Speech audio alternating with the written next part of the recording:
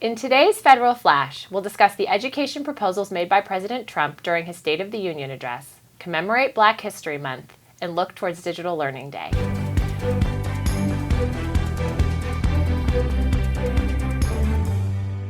Hi, I'm Lindsay Dworkin, and I'm joined by Ann Heislip. Let's begin with the State of the Union address. Ann? Thanks, Lindsay. President Trump used part of his State of the Union address to promote a proposal to create a $5 billion federal tax credit to support school choice. Specifically, President Trump is asking Congress to create new federal tax credits for individuals and businesses that donate to scholarships students can use to attend private schools or workforce training organizations. Known as tax credit scholarships, similar programs are in place in nearly 20 states. The administration's proposal, the Education Freedom Scholarships and Opportunity Act, would expand the concept nationwide. That bill, sponsored by two Republicans, Senator Ted Cruz in the Senate and Representative Bradley Byrne in the House, has little chance of becoming law. Democrats in Congress have argued the proposal would take resources away from public education. The National Education Association and the American Federation of Teachers raise similar concerns, adding that tax credit scholarships are a backdoor route to school vouchers, sentiment shared by All4Ed's president Deb Delisle.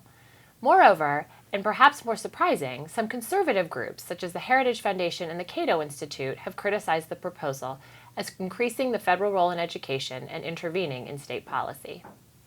During the State of the Union, President Trump announced that a Pennsylvania fourth grader would be receiving an Opportunity Scholarship. Some found this announcement confusing because the president's proposal is just that, a proposal, and it is unlikely to become law. To clarify, the student will not be receiving an Opportunity Scholarship from the federal government. Secretary of Education Betsy DeVos is personally paying for her scholarship, though we don't know the size or duration of the scholarship at this time. February is Black History Month, an annual celebration of the achievements and central role of African Americans in U.S. history. The brainchild of historian Carter G. Woodson, it began as a week-long celebration in 1926. Since 1976, however, every U.S. president has officially designated the entire month of February as Black History Month. To commemorate Black History Month, we are sharing a few stories of courageous African American students. For example, on February 1, 1960, in Greensboro, North Carolina, 4 North Carolina college freshmen walked downtown to sit in at the whites-only lunch counter at the Woolworth's department store.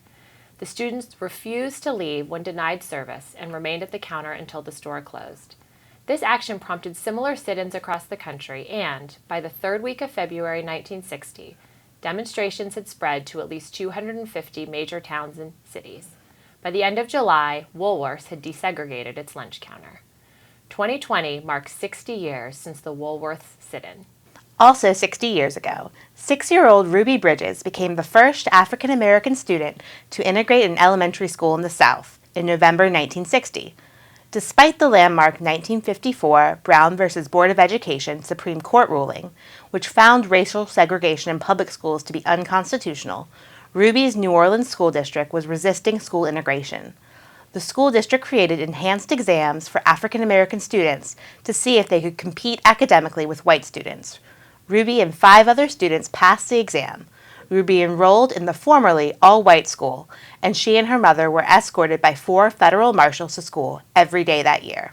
Lastly, Digital Learning Day is quickly approaching on Thursday, February 27th. Digital learning is any instructional practice that uses technology effectively to strengthen a student's learning experience.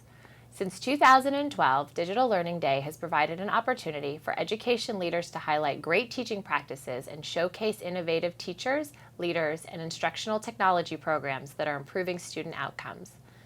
Last year, educators hosted more than 2,300 Digital Learning Day events. Visit digitallearningday.org to add your event to this year's list and spread the word. That's all for today. For an alert when the next Federal Flash is available, email alliance@all4ed.org. Thanks for watching.